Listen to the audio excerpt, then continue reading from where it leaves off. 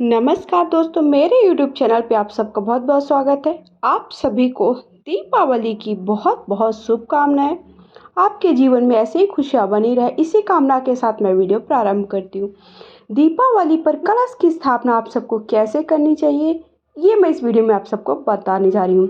देखिए, आप कोई भी पूजा करें या फिर कोई भी आप पूजा करते हैं, उस पर कलश की स्थापना करें ना करें, बट दीपावली के दिन आपको कलश की स्थापना अवश्य करना चाहिए, क्योंकि माता लक्ष्मी कलश की स्थापना के में ही खुश होती हैं। और आपको जब हम साल भर का कोई व्रत त्यौहार करते हैं तो उस पर कलश की स्थापना करें। कलश पर सभी देवी देवता विराजमान होते हैं, तो आपका जीवन मंगलमय होता है, आपकी समस्त कामनाएं पूर्ण होती हैं और घर में सुख समृद्धि की पूर्ति होती है। इसी कामना के लिए आपको कलश की स्थापना अवश्य करना चाहिए।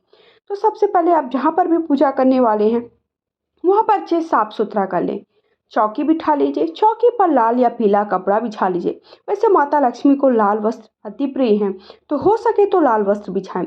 उसके बाद एक अष्टदल कमल बना लें। चावल की छोटी सी ढेरी बनाइए। ढेरी बनाने के बाद थोड़ा सा आपने चावल इकट्ठा कर लिया, फिर 8 बार आपको घुमा देना, 8 लाइनें बना देना है। आपसे नहीं बहुत कुछ बन रहा तो आप 8 लाइनें बना दीजिए। उसके बाद एक स्वस्तिक बना दीजिए। स्वस्तिक भी अगर आप अष्टदल कमल नहीं बनाना चाहते, आप स्वस्तिक बनाकर भी कलश की स्थापना कर सकते हैं, या फिर छोटा सा फूलों का आसन या चावल का आसन दे दे। बिना आसन के आपको कलश की स्थापना नहीं करना चाहिए। फिर उसके बाद आपके पास पीतल का, तांबे का या फिर मिट्टी का जो भी लोटा या कलश है वो आप ले लीजिए। उस पर शुद्ध जल डाल दीजिए। शुद्ध जल डालने के बाद थोड़ा सा गंगा जल डाल दीजिए। गंगा जल डालने के बाद आपको 5 से 7 चीज़ें डालनी होती हैं। सबसे पहले हल्दी की एक गांठ, सुपारी की एक गांठ, एक सिक्का। अगर हल्दी की गांठ नहीं है तो आप उसके जगह पर क्या कर सकते हैं, हल्दी का चूरा भी डाल सकते हैं। एक का सिक्का, फूल, और चाहे तो आप अक्षत।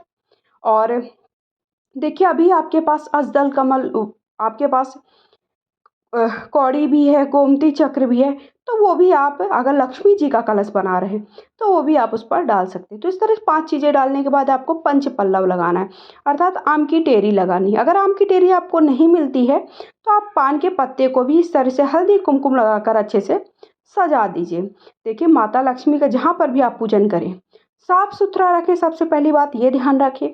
दूसरी बात ये ध्यान रखें कि वहाँ पर बिल्कुल गंदगी ना हो, जूठा वगैरह कुछ भी ना रखा हो।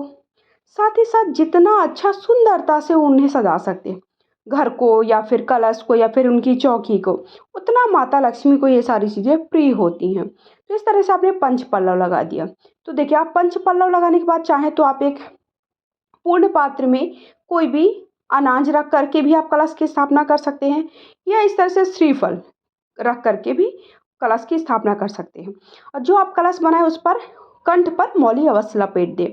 फिर उसके बाद जो भी आप कलश की स्थापना के लिए आपने श्रीफल अगर लिए हैं तो श्रीफल पर इस तरह से देखिए, आप चाहे तो मौली लपेट कर रख दीजिए, या फिर आप इस तरह से ही रख सकते हैं। उस पर अच्छे से चंदन से स्वस्तिक बना दीजिए, या फिर चंदन से आप केवल उसका पूजन कर दें। या तो आप अपनी तरफ उसका मुख रख लें, या फिर आप ऊपर की तरफ मुख रख। तो इस तरह से आपको कलश की स्थापना करना है। उसके बाद माता लक्ष्मी की तस्वीर, मूर्ति, जो भी फोटो है, वो उनका विग्रह रूप है, जो भी आपके पास है वो रख लीजिए। कलश पर आप अच्छे से स्वस्तिक बना दीजिए। देखिए, आपको कलश को अच्छे से सजा देना है। ये सारी चीज़ें क्या होती है, शुभता के प्रतीक होते हैं। हमारे हिंदू धर्म के शुभता के प्रतीक माने जाते हैं। इसलिए हम जब भी कोई भी पूजन करते हैं उसमें स्वस्तिक अवश्य बनाते हैं। चाहे वो आप नीचे पूजा कर रहे हैं तब भी स्वस्तिक बना दीजिए, या फिर आप चौकी रख के। फिर उसके बाद देखिए, इस तरह से आपको एक स्वस्तिक बना करके आपको दीपक रख देना। तो अगर वीडियो पसंद आए, लाइक शेयर